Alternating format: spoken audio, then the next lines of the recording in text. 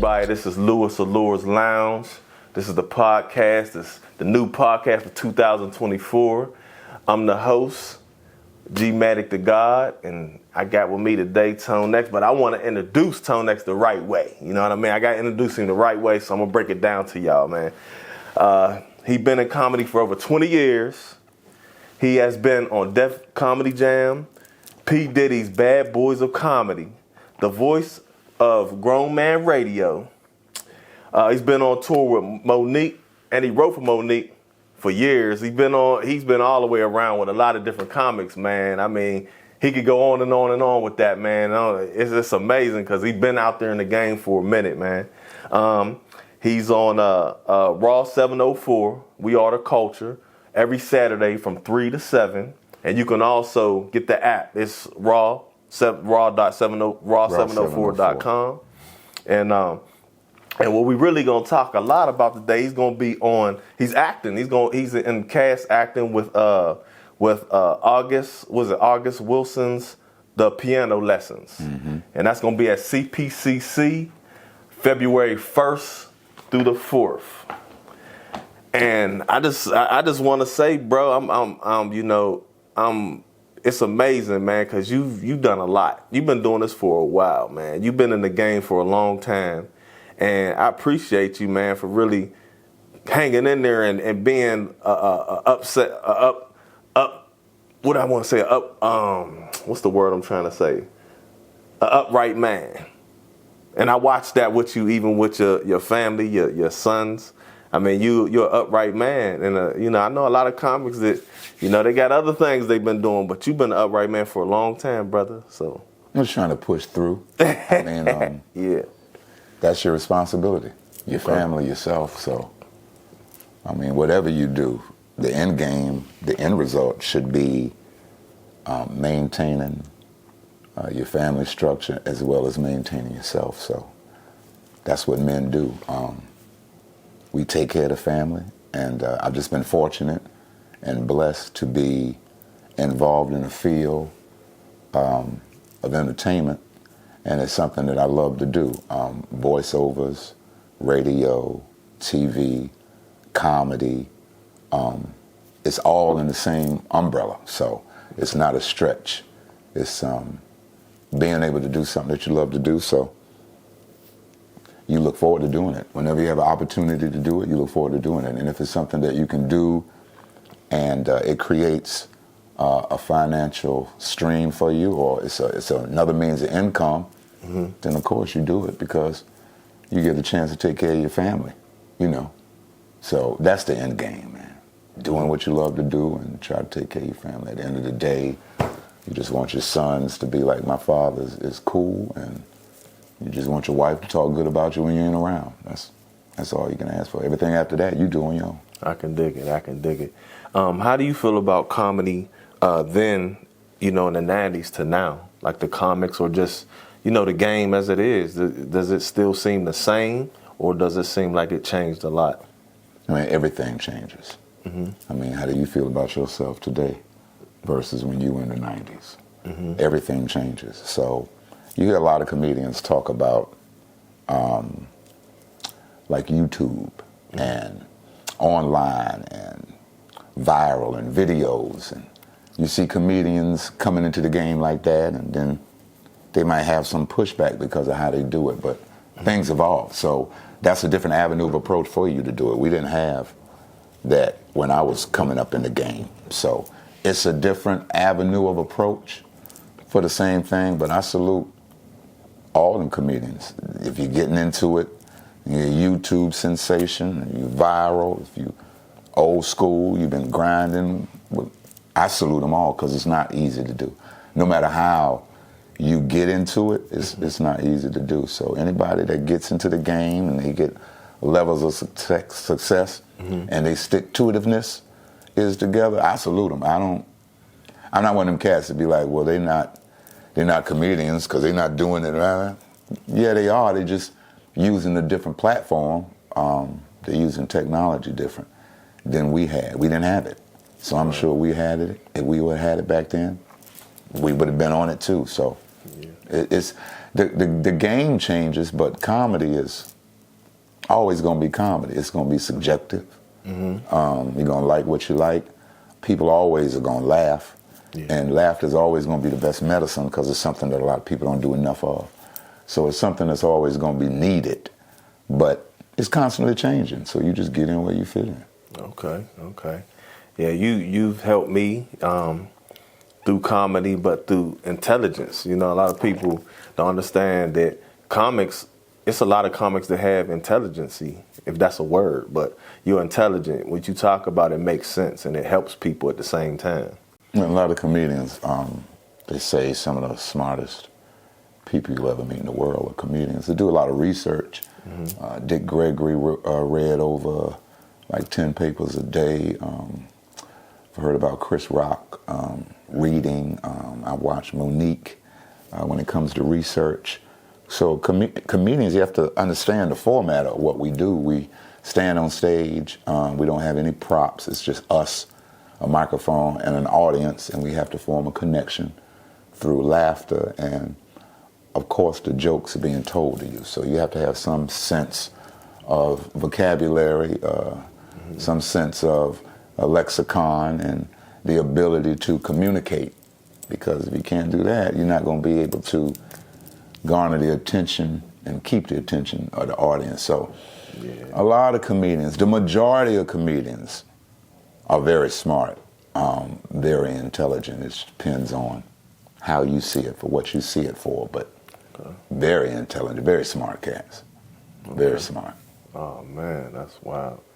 So how you been at Raw704? How you like the radio station now? Raw704 is a different setup because it is app driven, and that's where everything is going. That's why people sit on their phone all day with their head down on their phone, or you talking to them, and they don't even listen to you because they're so engaged in the phone. And that's what marketing agencies do. They spend millions of dollars just to see how you can keep someone engaged in the phone for long periods of time. And apps is what drives finances and revenue. So the app is everything. When you open your phone, everything is app driven. So radio is the same. Traditional radio, as far as listening from a traditional standpoint, a studio, a radio personality puts out a signal, you tune it in. Those days are still there, but with technology and different platforms, i.e. the apps, now you can download the app. You can take the app wherever you go. The app is with you. You can listen 24/7. Traditional radio, if you're not in your car, then you can't listen to it. If you don't have your headphones on, you can't listen to it. Even with traditional radio, first thing they tell you is to download the app, so you can take it on the go. So with Raw704, it's a different opportunity. It's a different opportunity because everything now is not distributed through a parent company. It's not Beasley. It's 704. It's Raw704. It's us. So we are the creators. We push the avenue when it comes to the playlists, when it comes to ads, when it comes to guests. So all of that now is on the shoulders of us. But I like it. It's a different type of freedom. And I love the playlist, the 90s hip-hop and R&B. Oh, yeah. It's just a nice spot to be in. Physically, the studio is incredible. It's black-owned. Oh, yeah. And we're right in Gastonia, right in the gas house, inside of the mall. So it's dope. And if you in the gas house on Saturdays, 3 to 7, we do it right there live. You can come to the studio, come tap on the window, come inside the studio. So I like the experience. It's just growing it. Can be tedious, but that's like with anything. Oh, yeah, that's good. That's good, man. Yeah, I mean, you just listening to that Raw704 and being around you, you know, you, just like I said, you inspired me, especially with my own family. Me and my mother got a closer relationship. I listened to what you said and how you responded to your mother and what you've been through from her passing and y'all relationship. And sometimes you have to mend anything from the past to build that relationship, because anything can happen. Yeah. And you really helped me in many ways. I did tell you that before, but you've helped me in many ways. And a lot of people don't know. Some people just be quiet sometimes and listen. And I've listened to a lot of things you say, and it makes a whole lot difference for a whole lot of people, man. If people been following me since I got up here in '97, then they know how me and my mom vibe. They know the closeness of the relationship. They know how I used to always talk about Ma Dukes on the air, and then you went through my mom's transitioning on the air. You went through that with me, and then the post after. You've been through all of that. So it is what it is. You understand that death is a part of life, but when it comes to certain people, you don't see them in that light. You might see them in a different light. You may see them as immortal. I didn't think my mom was ever leaving. I didn't really take that into consideration. Of course, I knew it was going to happen, but she was like a superhero. So I used to joke until I was going to get a tattoo. I was like, when you die, I'm going to get a tattoo of a rose on my chest. I was like, but you're going to be like 100, so I'm going to be old too. So trying to get this tattoo on my chest, it ain't going. But you understand that every day that you have with your parents, you have with your mother, is a blessing. You hear people all the time say, your parents, especially moms, they're getting on my last nerve. You hear people talk about they hadn't talked to their parents in a while. They hadn't texted their parents in a while. And the thing about it is, you are your parents, is the first thing. Mm-hmm. You are your parents. And one day, your mother's going to leave here. Right. Your dad is too. Right. And there's nothing you can prepare. There's not a minister. There's not a scripture. There's not a life coach. There's not a video. There's not a book. There's not a song. There's not a food that would comfort you. You can't go to the gym. It's not that type of thing. Mm-hmm. It's a type of thing that, wow, I saw everybody else go through this. I've heard about people going through this. Mm-hmm. Now I'm going through this. And now I understand. That's why I always say, if you still have your mom physically, you can't get what I'm talking about. You can't pick up what I'm putting down. And a lot of people have empathy, and that's why you hear people say, your mother's still proud of you. Your mama's still looking down on you. I can understand what you're going through. You can't. All right. You can't. What you're doing is you are trying to comfort the individual, but you can't. There's no way that you can. That's right. You really can't until you go through it. And it seems like when people lose their mom, one of the first people that they call is me. And I take up with staying in contact with them, mm-hmm. and talking with them, and I try to call them and talk to them every day because I know what that's like. So, I mean, enjoy your parents while you have them. That's you right. know, make good memories with your parents while you can, because one day you're gonna wake up and your mom and your dad ain't physically gonna be there. And right. you gonna be spiraling out of control if you have any kind of guilt of something you ain't do or something you didn't say or right. this or that. That's what you don't want. That's so, right.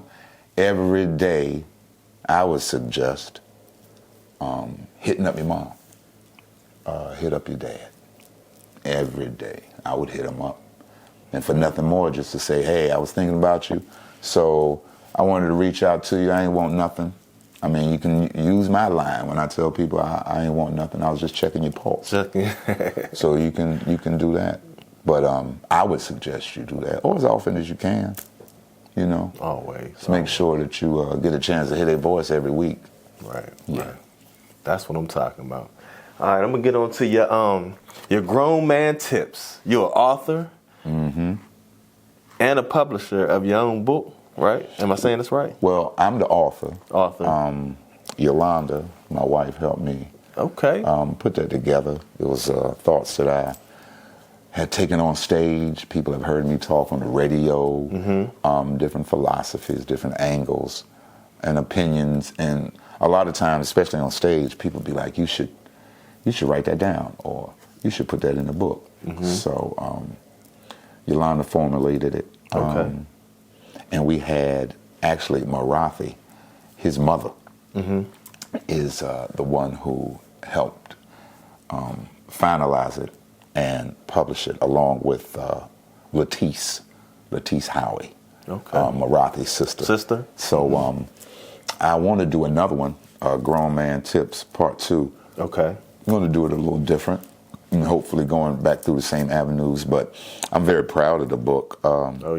It's a quick read. It's a type of book that you keep around with you, keep it with you, take it with you. Always have it close by for easy access, because all of the words, all of the quotes, it's nothing but positive energy. And it's something in there that can help you get through your day. It can help you get through your year. Some advice that's good for your son, especially if you have a son, daughter, for yourself. So it's broken down into different categories, and it's just different philosophies and angles that I've said over the years. And so I put it in the book. Yeah, I saw tip. I went through it. I looked at tip 59. It says, if you have sex with her one time, that's a one-night stand. If you have sex with her twice, that's an affair. And if you have sex with them 3 times, that's a relationship. That's a joke I used to do. So I was laughing. I said, "Woo, boy!" I said, "Okay." Well, it's the truth. It's the mindset. Women equate sex with being special. But this day and age, though, that's why I was going with that. Do you still feel like men and women have that thought? Same thing. First of all, it's humor, because it's a joke that I did. I used to say a lot of people don't know where you are in your relationship. You here tonight at the comedy show, but you don't really know what's going on. You might be thinking one thing, she thinking one thing. I said, but let me break it down for you. Put it on a scale so you know what's going on. And that right there is still funny when I do it. And it still hold weight. That's for men. That's for men. If you have sex with her one time, that's a one-night stand. You have sex with her twice, that's an affair. 3 times, that's a relationship. Basically meaning most women, or women in general, associate sex with being special. And females look at you and say, in their mind, well, if he's doing this with me, I know he wouldn't be doing that with nobody else. So a lot of times, I used to always say, whatever you tell a female before sex, she don't hear during sex, and she's forgotten it after sex. Wow. So whatever you was talking about, it don't even matter, because now it's an emotional tie. So now you done smashed her, so now she think it's something special. It can't, because I know you don't just move like this, so now what we doing? Well, if it was good, you a man, it's in your nature to go back. You gonna go back. You smash it again, okay, well, now that's 2 times. Now what you're doing is you reel in the end.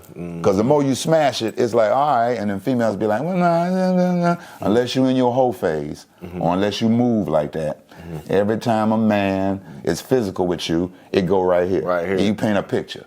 Especially if you putting it down, you paint a picture. Fellas, understand, there is a guy that put D on your girl real heavy, and it was before you. But just know, she carry him around with her, and she gonna carry him around with her until she go in the ground. It ain't no way around it. Ladies, your man, it's a female. Put it on your man. Could have been 35 years ago. He gonna remember. He can pull up the time and see it, and he gonna take her to the ground. When you put it on somebody like that, now your lady ain't gonna tell you. Yeah. Of course she ain't gonna tell you. But it is one that's been a smash daddy, and she ain't gonna say nothing about it. So these are just the ways that you can move around so you can see where you at. Basically saying, the more frequent you are with an individual, the same individual sexually, the more you're building up some type of relationship. So no matter how you look at it, she see it as something. So you might as well pick you one. So once you get past 3, I say you in a relationship, because now it's hard to defend. Right. I'm having sex with her, or I had sex with her. It's hard to defend. So that's all that is. That's a real tip. Yeah, definitely. Y'all follow this. Look, right here, you know what I'm saying? Y'all got to get this, and he's going to have a new one. So make sure y'all keep in touch, and make sure y'all be on all the social medias with this also, because he's going to have some more. What we going to do, everybody, at this time, everybody usually give their flowers. And I want to give you your flowers for all that you've done for everybody. And you've been in the game for over 20 years. Now, I don't get flowers like everybody come and bring a flower. So my flower is Bob Marley. And what's behind Bob Marley is what my flower is to you. So that's my flower. Nice. So I make it make sense. You know, Bob Marley, people can understand what Bob Marley means. So, you know, and then you get your flowers a different way. So, well, you always make dope T-shirts, man. Man, I appreciate you, that's man. one thing they need to know. You always make dope T-shirts. I appreciate you, definitely, bro. Who is this called, man? Aunt Nisa? It's all good. You know, people hit you up. That's how it go down sometimes. They hit you up, but we good. Aunt Nisa, we'll call you back. Yeah, but this is live, though, man. I appreciate it. And I appreciate it. I always rock them T-shirts. That I see you. Yeah. Me up with. The last one was Biggie. Yeah, so, you got the Biggie. You had the Young Dolph. Yeah, you rocked the Young Dolph. Yeah, and you got the LeBron. So, and I appreciate that. Really, for real, it means a lot, man. We're gonna get into this acting. August Wilson this weekend. How do you feel about it? It is August Wilson. The piano lesson. August Wilson is the par excellence, the standard black playwrights in America. He is the supreme. He is the level by which a lot of playwrights and plays are looked at and measured by. His pieces are timeless. August Wilson piece is a classic. The piano lesson was made into a movie with Charles S. Dutton and what's that name? Alfred Woodard. I believe she was in it, and my man from A Different World that was in the cafeteria. But he plays my character, Whining Boy. That's who I was casted to play. Whining Boy, set in the 30s, a family. There's a piano that Boy Willie, he wants to get it and sell it, and it's a whole story centered around this piano and this family. So there's a lot of dope actors and actresses, veteran actors and actresses. This is my first time acting in a stage production, theater. I haven't done. Last time I did a play was high school, and that was A Christmas Carol, Ebenezer Scrooge. So this is far more different. Theater is different. I don't know how y'all learn all them lines. But I'm looking forward to it. That's cool. I thought I would be getting just a small part to do, but Rory gave me you ain't gonna get no small a major part. Yeah. Which was good because I told him this was my first time. He actually reached out to me. I'd been talking to him for years, talking about doing something with one of his productions. So he reached back and he said, I might have something for you. And I looked at the script and I was like, yeah, this is gonna be nice. So we're doing it February 1st through the 5th. We're kicking off Black History Month with this play. It's going to be at the Parr Center. The Parr Center is the new building on CPCC. Come out and see what your tax dollars are doing. It's incredible. I've hosted an event there last year, and it's dope. So you're going to love the facility. CPCC, you know what that is. You can go to bnsproductions.org, bnsproductions.org, and you can get your tickets.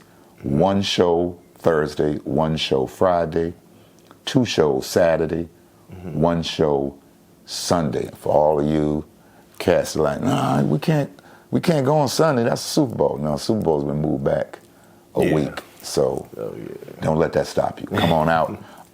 The theater community, what I've learned, is very diverse. And it's very big. And people have a distinct appreciation for theater, for stage production, plays, what have you, etc. And especially August Wilson. August Wilson's pieces are special and different, especially with the black community. He is one of the greats. So I feel good to be in this particular piece for my first time doing it. And it's going to be something that you would want to see, something that you would want to feel yourself. And you might not even know about August Wilson, which you should. This may introduce you to him. But it's a good play, man. It's a great piece, and my man Rory producing, directing. It's a good time. So Black Excellence, Black Broadway, come out to CPCC starting this Thursday, which is February 1st, through the 4th, and come see August Wilson's The Piano Lesson. I'm sure you're gonna enjoy it. The Q&A, which means after the play, we go and sit down and we take questions from the audience, and they tell us how they feel about it. That's Friday. That's after Friday's show. If you wanted to be a part of that, that's after Friday's show. But other than that, we're just we're fine-tuning and ready to rock and roll. I'm just excited about it. Oh, man, that's cool. That's cool, man. I know you've been, practicing, and you got a grind. I know it's been a grind with it. So I give you a space with that. You know what I mean? Let you get to, cause me trying to remember them lines, boy. Whew, man, you got that. You got it. I know. I probably could if I went over it over and over and over. But that's work. People think it's easier than it is, and you got to be on it. Muscle memory. You just keep doing it. It's just anything. That's the formula for life. You keep doing something over and over again, it becomes second nature to you. It's just muscle memory. So I've been learning lines. I was learning lines way back in the day. So that wasn't it. The amount of lines, and then being spread throughout a whole piece, different scenes. That's it. Did you have to learn the whole script for everybody to see where you came in at, or? No, you learn your part, but then you have to pay attention to the characters that's in the scene. You have to know about the scene because you have to listen for lines to bring you in. So you know where your lines are. Another thing is you want to pay attention to other people's lines in case somebody miss a line. And that don't throw you off. Or you have to tell somebody a line to bring you in. But you want to be aware of what's going on. That's like being in your house. You don't want to be in your house and the only thing you aware of is what you do. Right. You want to be aware of what everything is going on in your house. You want to know about it. Oh yeah. But you pay particular attention to what you're doing. So that's how it is too. You go over lines with these actors and actresses every day and you rehearse, but you have to listen to what the other actors and when you talk about learning lines, the difficulty in learning lines, but that's with anything. There's a difficulty in anything that you do at first, and then you have to do it and then it becomes second nature. That's muscle memory. Nice. Mm-hmm. And then if you go away from it and you come back to it, then the muscle memory is what, but it's repetition. So it's like going to the gym. It's like, that's anything. Anything, that's the formula for it. The more you do it, the better you get at it. And so with acting and learning and memorizing lines, you have different methods for everybody. Like I would ask people on the set, how do you go about learning? Everybody give me a different answer. So you got, you know your mental capacity. So everybody everybody learns different. Okay. Some people are better at oral tests, some people are better at written tests. So it's how you learn your lines and what works best for you. What worked best for me is the same thing with comedy. You take a script and you go over the script until you become familiar with the script, and then you go over your lines till you become familiar with the lines. You study your character till you become familiar with the character. Then you put all three of them together. You put the character, your lines, and your muscle memory together, and then you just go. So the more I went over it, the easier it got with the words, but not easier with memorizing the lines. That's different. You just have to keep doing it to get that. And even when you got it, you still will go over it and find something that you could have said different, or a word you might have left out, and which is very important with August Wilson, because he wrote in such a way that each word is important.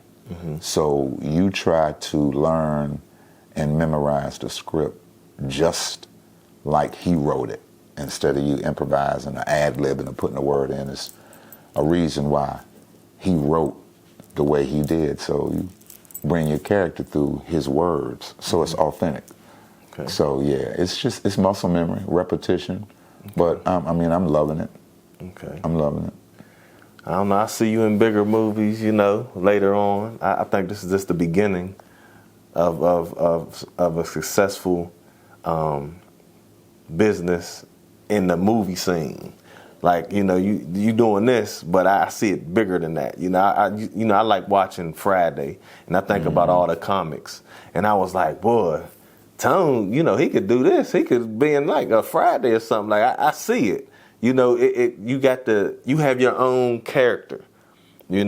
So, and I know this. You had to be another character, but you can do it. And as long as you could be another character, being yourself is easy on film. I feel like, I personally feel like so. But definitely, man. I don't know. Was there anything else you wanted to say to the people out here?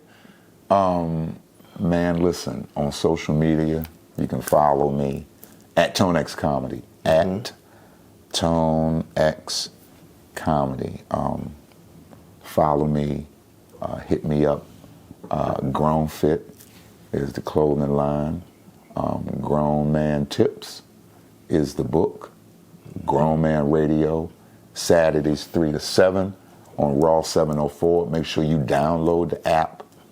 Download the app, or you can go to Raw704.com.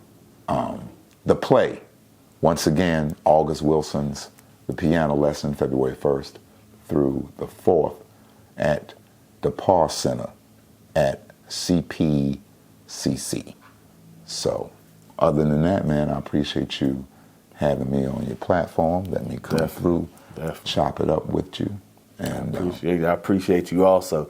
The Grown Fit right here. I done lost it myself. I ain't even say he got it on right now. Y'all got to get this yellow, man. I'm telling you, all the different outfits is off the chain, and it's for females also. So don't think it's just for men. He got men and female, and unisex. Oh, we definitely, yeah. It's ladies can put the tracksuit on and walk and make it look good. Yolanda wears them all the time and looks dope in them. So that's what I'm talking about. Ladies, get in where you fit in on Grown Fit. Still the Sock King. Oh, yeah, the Sock King. Oh, my goodness. I had them on Friday. I had on the SpongeBob, the blue and yellow. Yeah. You got to get the socks. Y'all got to get the socks. And take care of yourself, man. Man, it was so much to talk to you about that I done forgot so much to talk about. You know what I mean? Covered it. Yeah, that's good. That's good, it. brother. So I really appreciate you coming through, man, and much love and success. My man. Always, always. Lewis Allure Lounge. Once again, we got Tonex here. This was a wonderful podcast. Y'all have a good day, man. Salute. Peace.